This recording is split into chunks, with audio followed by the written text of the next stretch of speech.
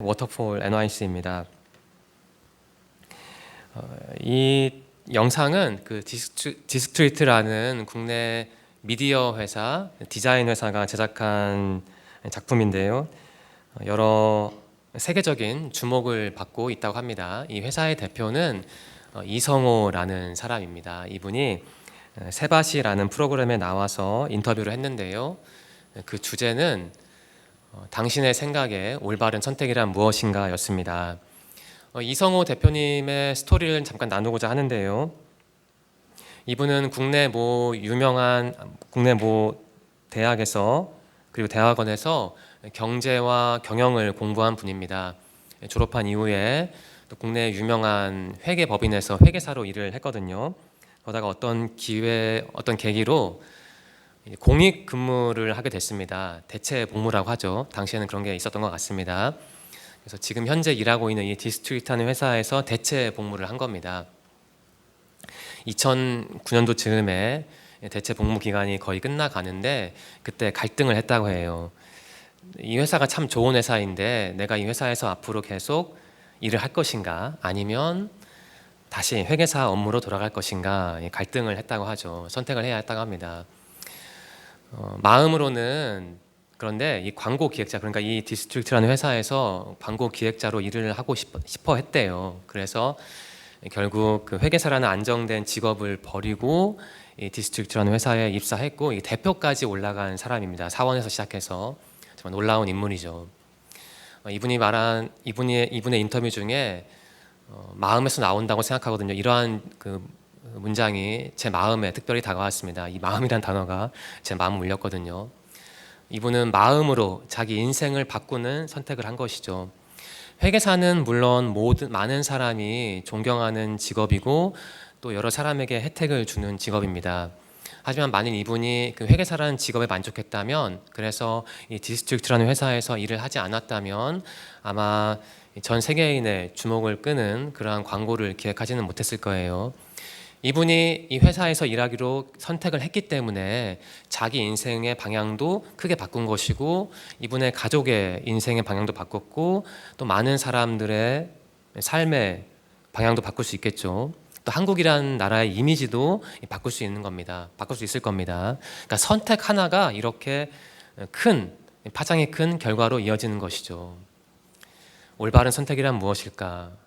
이 이성호 대표님에게 올바른 선택은 자신의 마음의 소리를 따라가는 것이었어요. 그래서 이 회사에서 일을 하는 것이었죠. 자, 오늘은 이 선택과 신앙의 연관성에 관해 함께 나누고자 합니다. 우리는 신앙인이죠. 우리도 늘 선택을 해야 합니다. 우리의 선택이 우리의 신앙의 색깔과 구조를 분명히 결정하겠죠. 이 선택은 굉장히 중요합니다. 오늘 우리는 이 신앙과 선택에 관한 세 가지 성경 이야기를 살펴보고자 합니다. 사무엘상 이야기, 룻기 이야기, 그리고 마가복음 이야기입니다. 먼저 사무엘상 24장 1절부터 7절인데요. 여러분이 다 아는 이 다윗과 사울 이야기가 나오죠. 압축하자면 용서할 것이냐, 보복할 것이냐, 그 선택을 우리가 해야 한다는 겁니다. 제가 1절과 2절을 읽을게요. 사울이 블레셋 사람들을 물리치고 난 후에 누군가가 사울에게 와서 다윗이 엔게디 광야에 있다고 전했습니다. 그래서 사울은 온 이스라엘에서 3,000명을 뽑았습니다. 사울은 이 사람들을 데리고 다윗과 그의 부하들을 찾아다녔습니다. 그들은 들염소 바위 근처를 찾아다니고 있었습니다. 라는 기록이 있네요. 엔게디 동굴이 나오죠. 엔게디 동굴은 예루살렘에서 60km 정도 떨어진 곳에 있습니다. 사해 서쪽 해변에 있죠. 위성 사진인데요. 빨간 점으로 사해 그 왼쪽 부분에 빨간 점으로 표시된 부분이 바로 엔게디라는 곳입니다. 다음 부분 읽을게요. 사울은 길가에 있는 양 우리에 이르렀습니다. 그곳에 마침 동굴이 있어서 사울은 용변을 보기 위해 동굴로 들어갔습니다. 그런데 다윗과 그의 부하들은 바로 이 동굴 안쪽 깊은 곳에 숨어 있었습니다. 사울이 이를 보기 위해서 그 엔게디 동굴로 들어갔는데 거기 동굴 안쪽 깊은 곳에 마침 다윗과 그 부하들이 숨어 있었던 거예요. 그러니까 다윗 부하들 입장에서는 기회가 온 거죠. 어떤 기회일까요? 다윗의 부하들이 다윗에게 말을 했죠. 오늘이 바로 여호와께서 말씀하신 날입니다. 여호와께서는 내가 내 적을 너에게 넘겨줄 테니 내 마음대로 하여라 하고 말씀하셨습니다. 다윗이 사울에게 가까이 기어갔습니다. 다윗은 사울의 옷자락을 잘라내었습니다. 그런데도 사울은 아무것도 모르고 있었습니다. 이 다윗의 부하들은 설득을 했죠. 자, 사울이 오지 않았습니까? 이 기회에 그냥 제거합시다. 하나님의 뜻입니다. 라고 제안을 했는데, 요청을 했는데 다윗은 거절했죠. 자, 이러한 기록이 또 있죠. 그 후에 다윗은 사울의 옷자락을 잘라낸 것 때문에 마음이 불편했습니다. 마음이 찔렸습니다. 다윗이 자기 부하들에게 말했습니다. 내 주인에게 그런 일을 하면 안 되는데 내가 그만 잘못했소. 사울은 여호와께서 기름 부으신 왕이요, 그렇기 때문에 사울에게 해가 되는 일을 하면 안 돼요. 이런 말을 했습니다. 그러니까 다윗은 자기 부하들이 사울을 죽여버립시다 라고 요청을 했을 때 그 요청을 거절했던 겁니다. 그러니까 사울을 살리는 선택을 했던 겁니다. 자, 사울은 다윗을 죽이려고 했죠. 눈엣 가시였으니까. 그런데 다윗은 그것을 거절했습니다. 왜냐하면 여호와께서 기름 부으신 왕이었기 때문에 자기는 사울을 죽일 수 없다는 거예요. 그러니까 죽이지 않는, 살려주는 선택을 한 것이죠. 이 다윗의 부하들이 이런 말을 했죠. 앞에 살펴본 말씀인데요.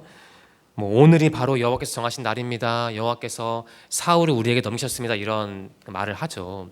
사실 하나님께서 하신 말씀은 아닙니다. 이 4절에 기록된 다윗의 부하들의 말은 그 다윗의 부하들에게 욕망이었던 거죠. 하나님께서는 이 사울을 죽이겠다라는 계획을 어디에서도 말씀하신 적이 없어요. 성경에 나오지 않았어요. 물론 하나님은 사울을 버리셨지만 아무튼 사울을 죽이겠다 이렇게 직접 말씀하신 적은 없습니다. 따라서 이 다윗의 부하들이 말한 이 날에 여호와께서 사울을 우리에게 주셨습니다, 이런 말은 하나님이 하신 말씀은 아니고 그냥 다윗의 부하들이 지어낸 말이라고 볼 수 있죠. 사울은 다윗을 죽이려고 했습니다. 하지만 다윗은 사울을 죽이지 않고 살려주었죠. 이 두 가지 서로 다른 리더십이 나옵니다. 사울의 리더십, 그러니까 폭력적인 선택에 기초한 리더십이었지만 이 다윗의 리더십은 하나님의 말씀에 기초한, 하나님과의 관계에 기초한 신앙적인 리더십이었죠. 자, 한번 생각해 봅시다. 여러분, 이 사울과 다윗 이야기는 우리에게 익숙한 이야기라서 우리가 흘려 넘길 수 있지만 우리에게 분명한 메시지를 주죠. 우리에게 한번 적용해 봅시다.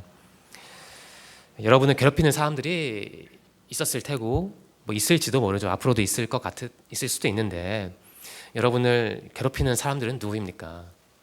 여러분, 만일 여러분에게 나를 괴롭히는 사람에게 보복할 수 있는 기회가 주어진다면 어떻게 할 거예요? 그냥 신나게 보복할 거예요? 아니면 바로 그때 하나님의 그 마음을 살펴볼 거예요? 또 이렇게 생각해 봅시다. 어떤 일을 내가 하는데 내 주위의 모든 사람이 그 일을 반대하는 거예요. 그런데 내 마음의 소리는, 하나님이 나에게 알려주신 것은 그렇게 하면 안 된다는 거거든요. 나는 그 올바른 길을 알고 있는데 주위 사람들이 다 나를 설득해서 다른 방향으로 가자고 제안을 한다면 여러분 어떻게 할 거예요? 그럴 때 어떠한 선택을 할 거예요? 또 이렇게 생각해 봅시다. 용서와 보복, 그 중에 우리는 무엇을 선택해야 할까요? 어떠한 선택이 바로 하나님의 뜻일까요? 자, 첫 번째 이야기는 바로 이거예요. 다윗의 선택과 사울의 선택이 다르다는 거예요. 우리에게 적용해야죠. 우리는 어떠한 선택을 하면 좋을까요? 우리가 내린 선택에 따라서 우리의 신앙이 바뀌는 겁니다. 그러니까 오늘 설교의 핵심은 그거예요. 선택이 신앙을 좌우할 수 있다는 거예요. 자, 두 번째 이야기로 갈까요? 룻기서인데요. 이 룻과 오르바의 이야기죠. 동행할 것이냐, 헤어질 것이냐, 바로 그러한 대립을 보겠습니다. 자, 룻기의 배경은 사사시대 베들레헴이죠. 사사시대라 하면 사울 왕 이전, 왕이 없었을 때, 그때입니다. 엘리멜렉과 나오미 부부가 있었습니다. 두 사람에게 아들이 있었죠. 두 아들이 있었죠. 말론과 기론입니다. 그 이야기의 배경은 베들레헴이죠. 저기 왼쪽 빨간 점이 바로 베들레헴입니다. 사해 왼쪽에 있죠. 오늘날 베들레헴의 모습입니다. 기회가 된다면 한번 꼭 가보고 싶네요. 자, 베들레헴 땅에 흉년이 들었습니다. 어느 날. 그래서 이 엘리멜렉과 나오미 그리고 두 아들은 살기 위해서 베들레헴에서 모압 땅으로 이사를 가요. 이주를 하죠. 이 모압 땅은 지도에 보면 그 보라색이죠. 보라색. 오늘날로 하면 요르단입니다. 요르단. 이 요르단으로 땅으로 엘리멜렉과 나오미 부부가 두 아들을 데리고 이사 간 거예요. 살려고. 먹을 게 없으니까. 네. 엘리멜렉은 모압 땅에서 죽었어요. 아마 나이가 들어서 죽었겠죠. 그리고 두 아들은 국제 결혼을 한 겁니다. 모압 땅의 여인들과. 첫째 아들 말로는 룻이라는 여인과 결혼했고요. 둘째 아들 기련이죠. 기련은 오르바라는 사람과 결혼을 했습니다. 10년이 흘렀네요. 그런데 안타깝게도 이 두 아들도 죽었대요. 그러니까 이제 세 여인만 남았죠. 시어머니 나오미 그리고 며느리 둘, 그 룻과 오르바, 이 세 여인이 남았던 겁니다. 그러다가 어느 날 룻이 아니죠. 나오미는 소식을 들었어요. 자기 고향 땅 유다에 예전에 흉년이 들었는데 지금 다시 풍년이 들었다는 거죠. 그래서 결정을 내립니다.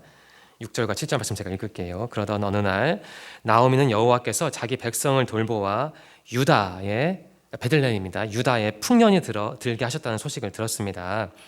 그래서 모압을 떠나 고향으로 돌아갈 준비를 했습니다. 나오미의 두 며느리도 함께 떠날 준비를 했습니다. 그들은 살던 곳을 떠나 유다 땅을 가려고 길을 나섰습니다. 나오미의 고향은 모압이 아니죠. 요르단이 아니에요. 이스라엘 땅이니까 이스라엘로 돌아가고 싶어 했죠. 그래서 자기 두 며느리 모압 여인 둘과 함께 이스라엘로 향했습니다. 근데 그러다가 나오미가 생각을 한 거죠. 이건 좀 아닌 것 같다. 그래서 이러한 말을 합니다. 두 며느리에게 너희는 각자 너희 어머니의 집으로 돌아가거라. 너희가 나와 내 죽은 내 아들을 잘 보살펴 주었으니 여호와께서 너희를 잘 돌보아 주시기를 바란다. 또 이런 말을 추가합니다. 또 여호와께서 너희에게 새 남편과 새 가정을 주시기를 바란다. 이 말을 한 뒤에 나오미가 작별을 하기 위해 며느리들에게 입을 맞추자 두 며느리는 큰 소리로 울었습니다 라는 기록이 있습니다.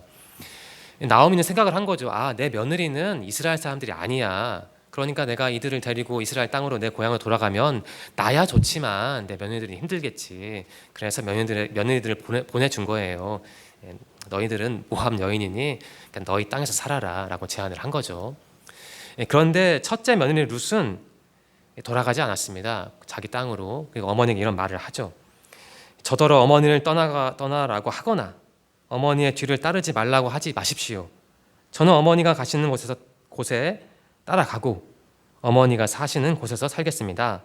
어머니의 백성이 제 백성이고 어머니의 하나님이 제 하나님이십니다. 또 이런 말을 하네요. 어머니가 돌아가시는 곳에서 저도 죽어 거기에 묻히겠습니다. 만약 제가 이 맹세를 지키지 않는다면 여호와께서 제게 무서운 벌을 내리셔도 좋습니다. 오직 죽음만이 우리를 갈라놓을 수 있을 것입니다 라는 놀라운 고백을 합니다. 둘째 며느리는 떠났죠. 하지만 룻은 그 어머니와 동행하기로 결정을 합니다. 우리가 생각하기에 그게 어려운 결정일까? 나라 옮겨가는 게 다른 나라 가서 사는 게 어려울까 하지만 당시 기준으로 볼 때 남편을 잃은 여인이 어머니를 따라서 자기 고향을 떠나는 건 절대 쉽지 않은 선택이었습니다. 룻이라는 이름의 단어의 뜻은 우정, 만족, 회복 이론인데요. 룻은 자기 이름대로 산 거예요. 여기서 우리는 룻의 인격과 룻의 신앙이 참 밀접하다는 것을 알 수 있습니다. 룻은 이러한 고백을 했잖아요. 어머니의 하나님이 바로 저의 하나님입니다. 여기서 우리는 이 룻의 성숙함을 볼 수 있습니다. 룻은 나오미와 동행하기로 결정을 하잖아요. 나오미는 당시 기준으로 보면 모든 것을 잃은 여인이에요. 남편도 없었죠. 집도 없었죠. 가진 돈도 없었죠. 그러니까 사회적인 약자였습니다. 룻은 그러한 약자와 동행하기로 결정한 거예요. 자기도 약자임에도 불구하고. 여기서 우리는 헤세드를 알 수 있습니다. 헤세드, 히브리어로 자비, 인애, 그러니까 사랑이라는 뜻이죠. 룻은 바로 이 헤세드를 온몸으로 자기 인생으로 실천한 겁니다. 룻이 헤세드를, 사랑을, 인애를, 자비를 실천한 결과가 무엇이었을까요? 여러분 다 알다시피 이스라엘 땅에서 보아스를 만나서 이 다윗과 예수의 그 직계 조상이 되죠. 룻은. 그러니까 정말 놀라운 신앙적인 복을 받은 겁니다. 한번 생각해 봅시다. 나오미는 절망적인 일을 겪었죠.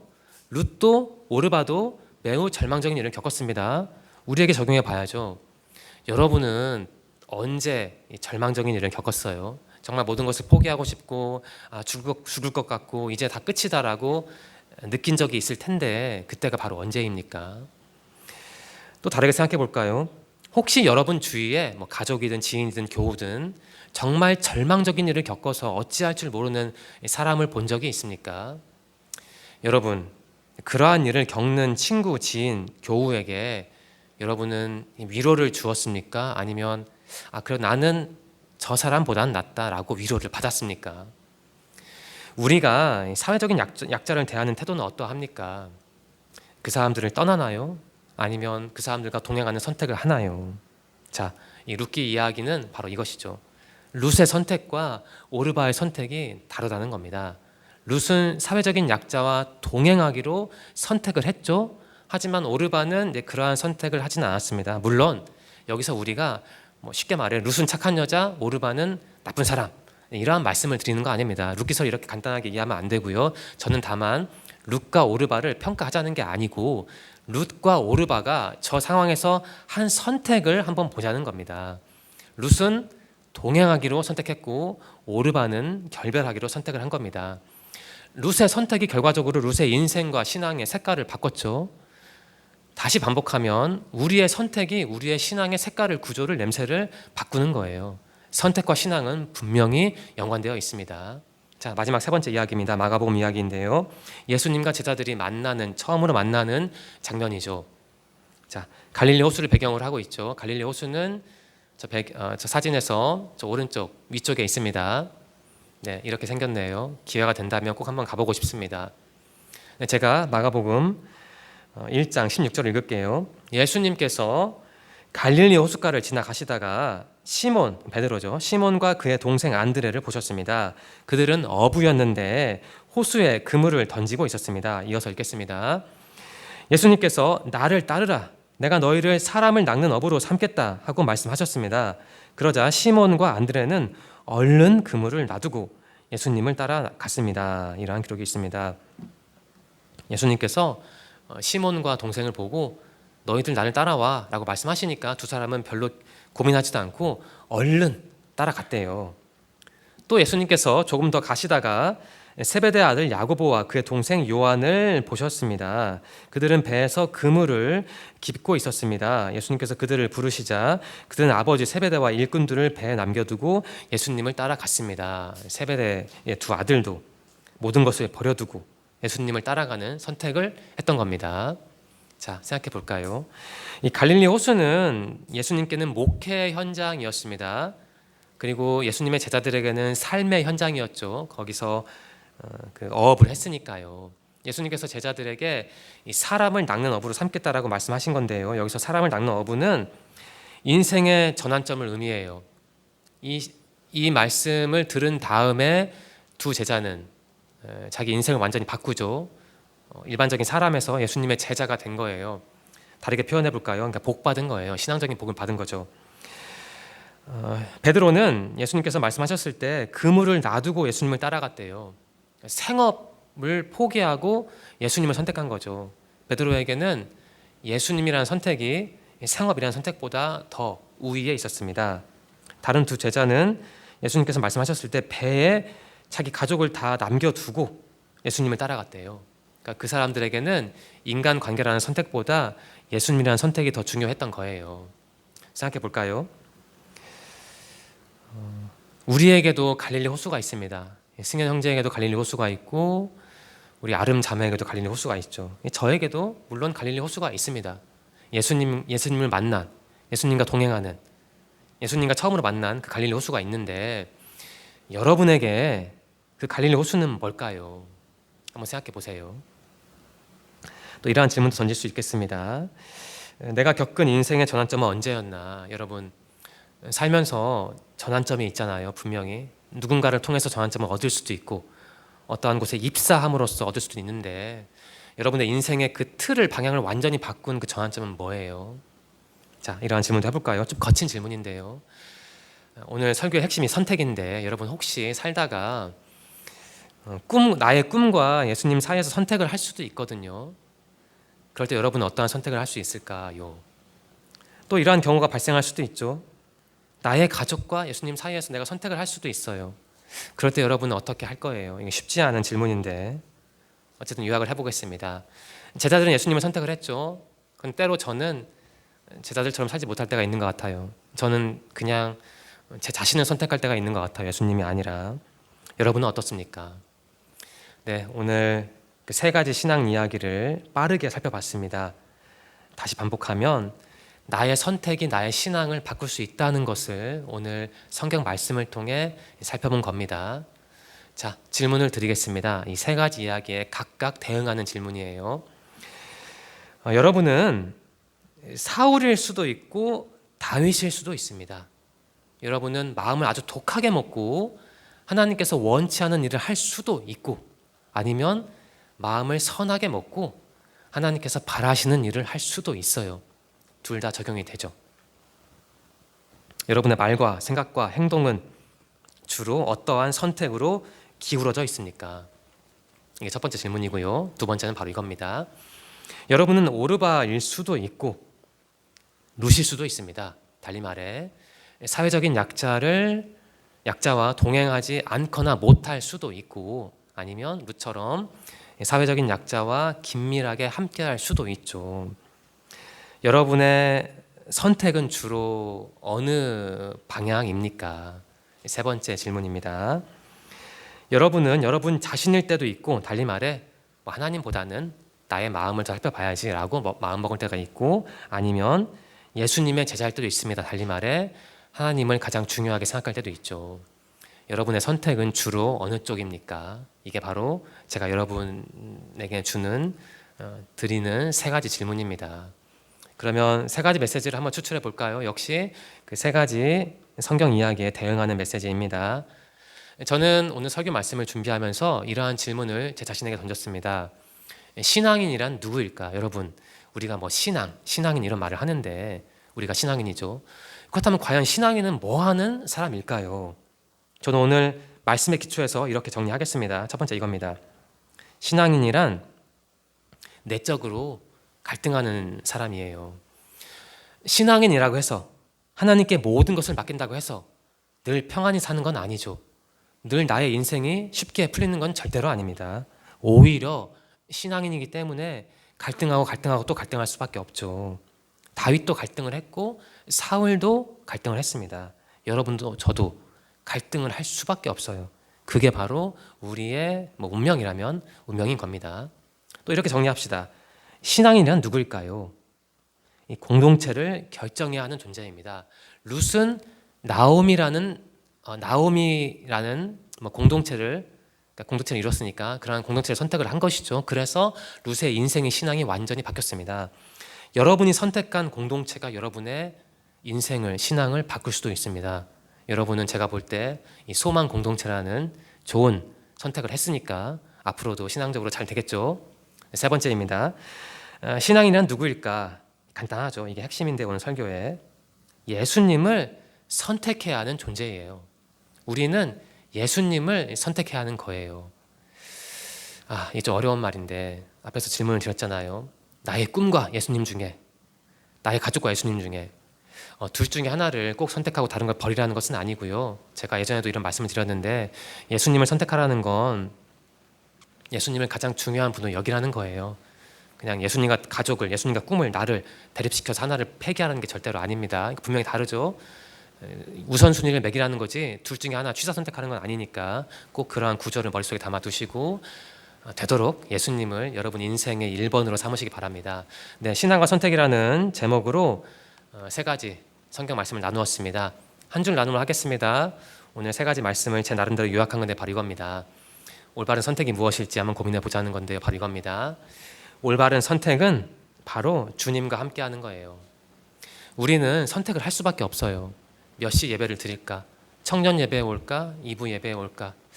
어떤 교회를 갈까? 어떤 직장에 들어갈까? 어떤 사람과 결혼할까? 선택을 할 수밖에 없죠.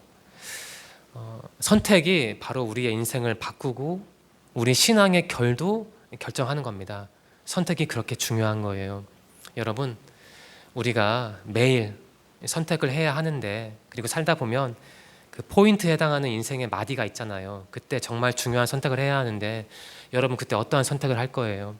바로 그때 이 세 가지 이야기를 꼭 기억하시고 하나님을, 예수님을 선택하시기 바랍니다. 물론 예수님을 선택한다는 게 꼭 답을 주는 건 아닙니다. 이게 또 다른 선택을 하는 건 또 다른 문제인데, 여러분이 선택을 잘 하기 위해서는 오늘 나온 이 성경 말씀을 꼭 묵상해야 하고 그 말씀을 통해 여러분만의 길을 찾아내야 합니다.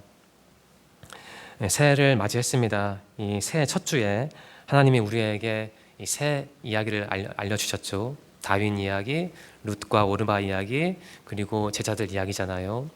이 셋 중에 하나라도 꼭 기억을 하셔서 여러분이 선택을 하는데 필요한 그 신앙적인 기준을, 방향성을 얻으시기 바랍니다. 이번 주 말씀을 통해 하나님의 풍성한 은혜를 받고 온전한, 올바른 선택을 하시기를 간절히 소망합니다.